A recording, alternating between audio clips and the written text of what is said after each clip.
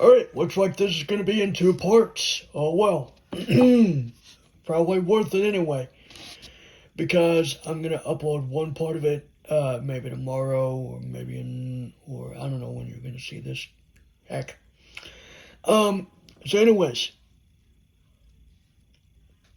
Uh, like I said, there's going to be the regular Braille technology from the regular like all the other manufacturers, I guess, and one the Braille technology from Orbit Research. I'm gonna do the other one, the PIOS or whatever it is. I don't know what it is.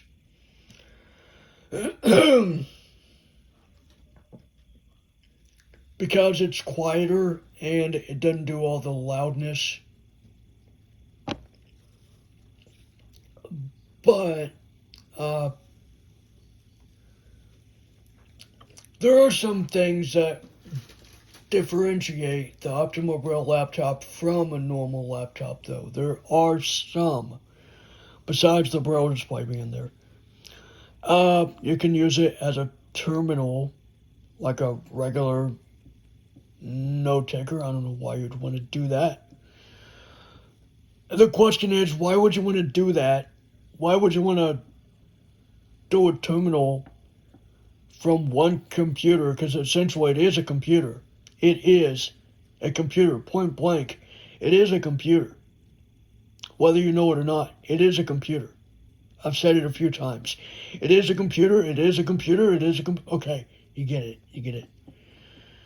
I bet you guys are going to comment down below and saying, Ken, we got it, it's a computer, okay? You don't need to repeat. I get it. I have a habit of repeating myself. I am so sorry. I apologize. Anyways, why would you want to use a computer in terminal mode? Putting it into another computer. That just does not make sense. It would make sense if you're using it with an iPhone or Android phone or even a iPad or Android tablet. Yeah, I said it in that order because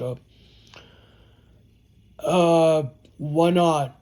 I have a right to, don't I? Or is this just the YouTube police gonna comment down below and say, you're arrested for putting the iPad and Android tablet in a thing together? Nah, I think I'm just being a jerk. But seriously, why? Why would you want to do that? Because essentially, what you're doing is you're literally making a computer be a terminal for another computer. And you're hooking it up to another computer. When that device that is being hooked up to the computer is actually a computer. I just don't get that. It does not make sense at all. You can cry and moan about it all you want, but it just doesn't make sense.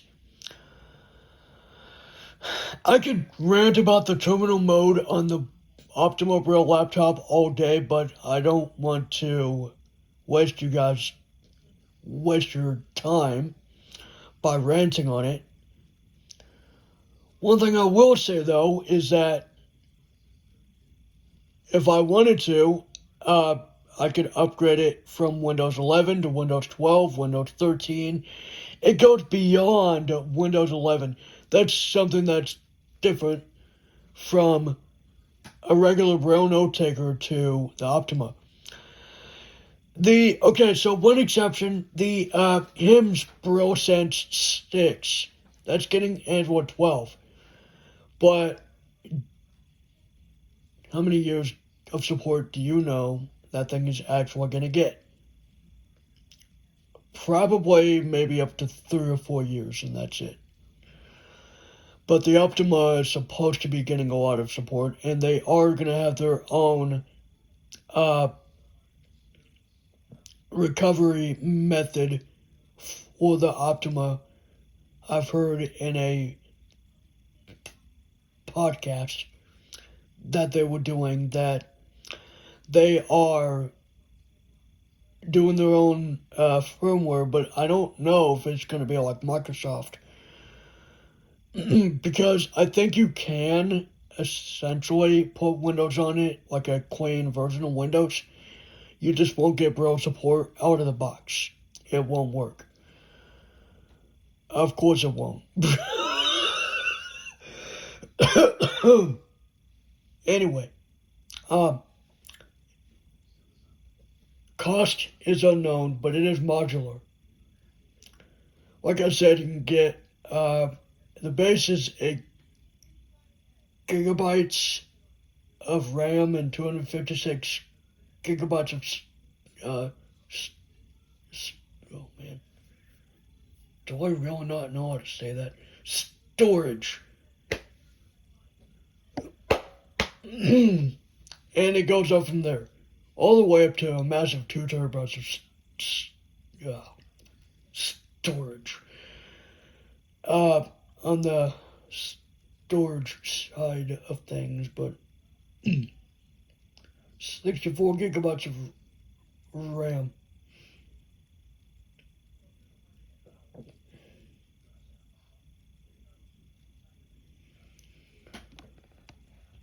But yeah, there's certain things about that Optima Braille laptop that I'm not quite sure about.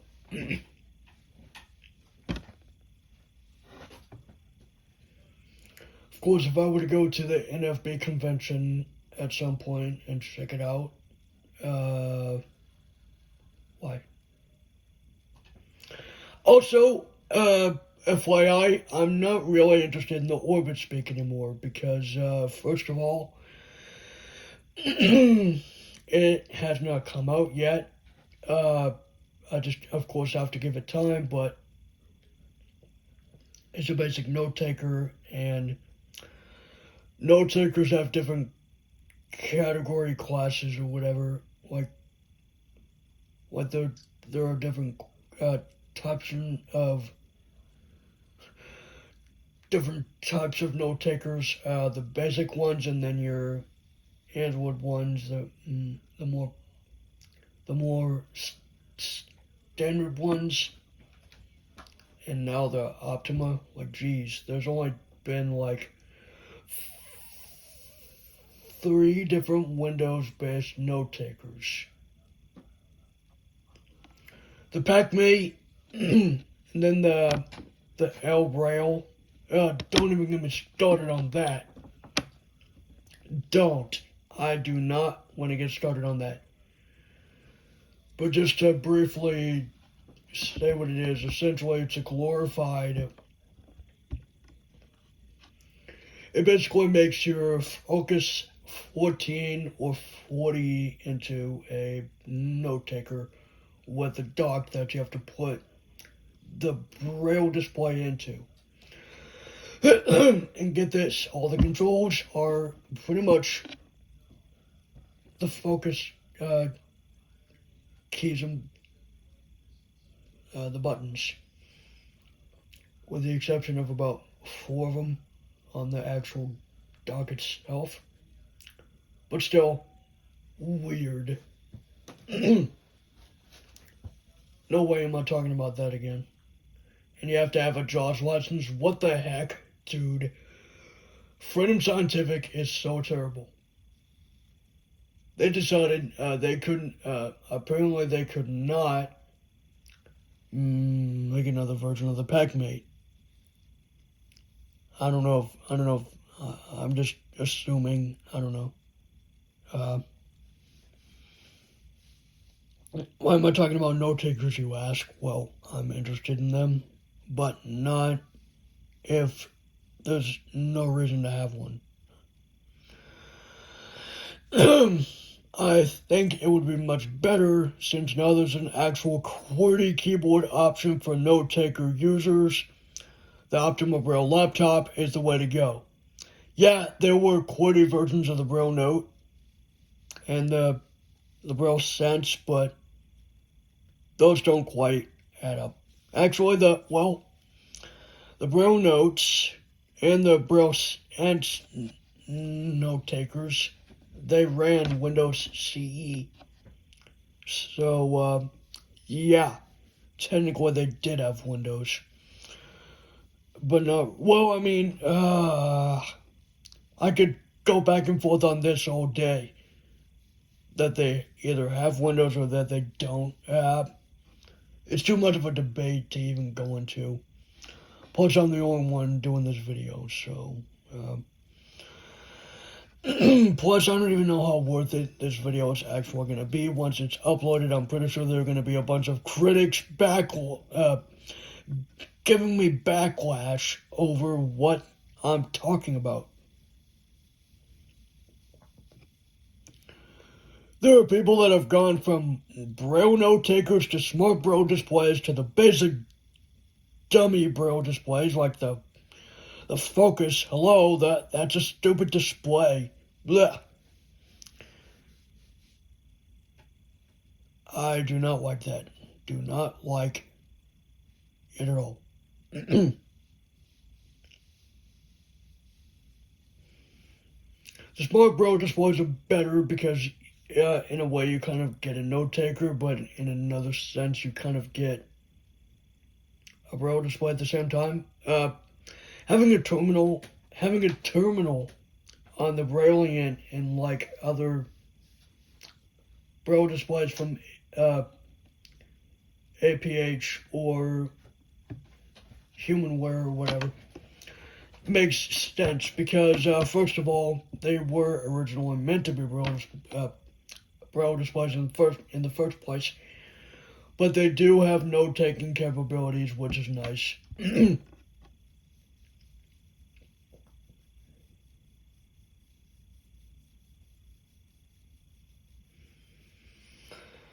But the thing is,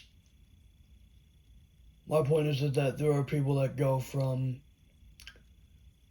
the Braille note takers. Personally, I think it would be better if I just used a smart Braille display with a phone or a computer. In a way, I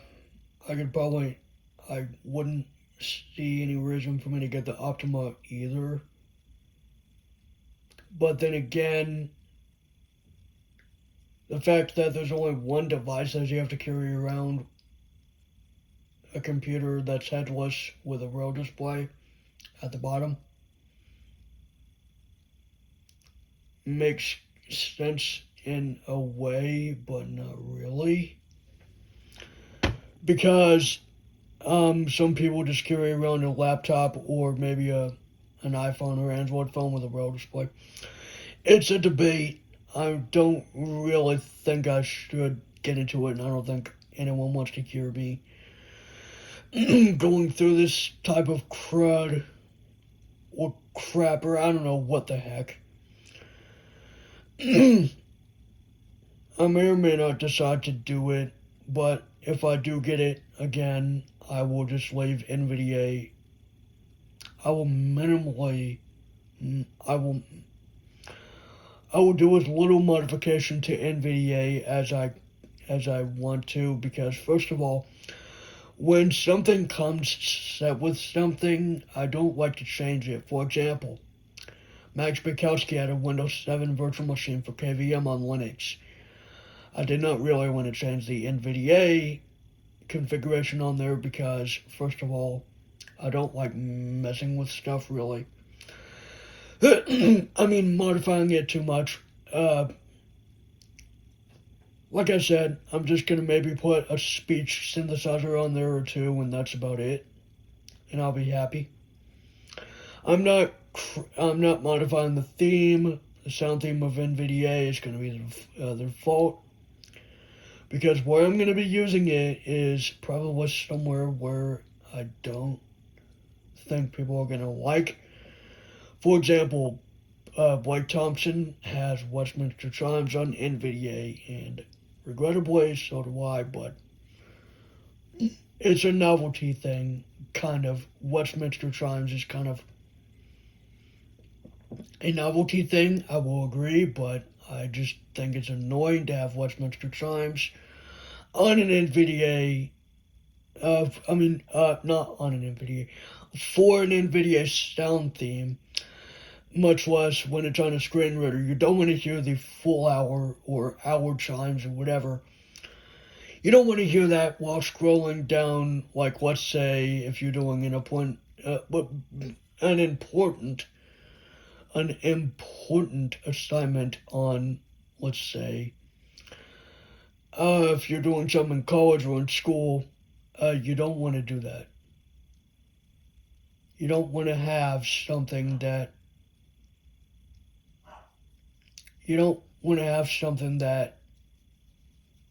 makes it to where you lose your concentration. Sometimes things can do that. If I do decide to modify it, however, I do have a sound theme that is very minimalistic and it's not intrusive.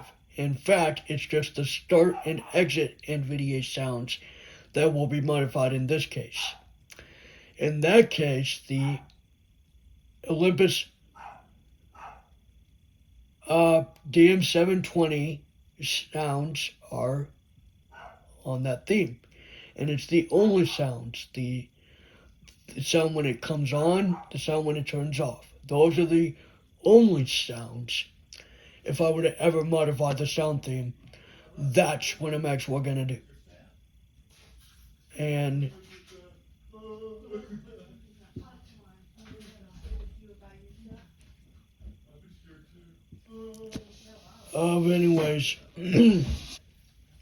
anyways, there's some conversation in the background. You can ignore that. But anyways, yeah, if I were to get a note taker, I'd probably just go with the Optima if I really wanted a QWERTY keyboard experience. Or if I wanted a smart braille display, I'd go with the Mantis. In fact, if I were to get a braille device at all, I'd probably just get a Mantis if I wanted just something like real light, but obviously I would slightly modify the NVDA configuration to my needs, and it's very basic modification. It's not extreme modification, like maybe changing the key echo, and that's pretty much it. Like changing the key echo to probably nothing, or just words or maybe sentences or whatever. If it does that, I don't believe it does, but yeah.